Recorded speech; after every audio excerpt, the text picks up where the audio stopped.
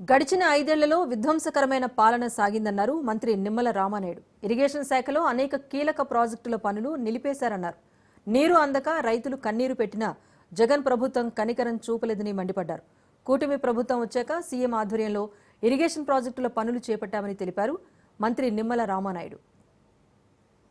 ఎందుకంటే ఆ రోజు 2014-19 5 సంవత్సరాల్లో మనం 72% ఆ రోజు పూర్తి చేసి ప్రభుత్వం కనుక కంటిన్యూ అయ్యి ఉంటే 2020-2021 కల్లా పోలవరం పూర్తయి ఆ గోదావరి వరద జలాలు అటు ఉత్తరాంధ్రకు ఇటు రాయలసీమకు ప్రవహించి ఉండేవి. కానీ దురదృష్టవశాత్తు 2019లో ప్రభుత్వం మారిన తర్వాత 17 నెలలు అక్కడ ఏజెన్సీలు లేకుండా అక్కడ ఎవరైతే మరి అధికారులు ఎవరైతే ఉన్నారో వాళ్ళందరినీ కూడా బదిలీలు చేసి 17 నెలల పాటు అక్కడ ఆలనా పాలనా లేనిటువంటి స్థితిలో 2020లో వచ్చినటువంటి వరదలకు అక్కడ డయాఫ్రమ్ వాల్ మరి ధ్వంసమైనటువంటి పరిస్థితి. కానీ ఈ రకంగా మొన్న 2024 ఎన్నికల్లో ఎన్డీఏ ప్రభుత్వం గెలిచిన తర్వాత చంద్రబాబు నాయుడు గారు ప్రమాణ స్వీకారం చేసినటువంటి మొదటి వారంలోనే పోలవరం ప్రాజెక్టుని సందర్శించారని అంటే పోలవరం ప్రాజెక్టుకి ఈ ప్రభుత్వం ఇచ్చేటువంటి ప్రాధాన్యత ఏంటనేది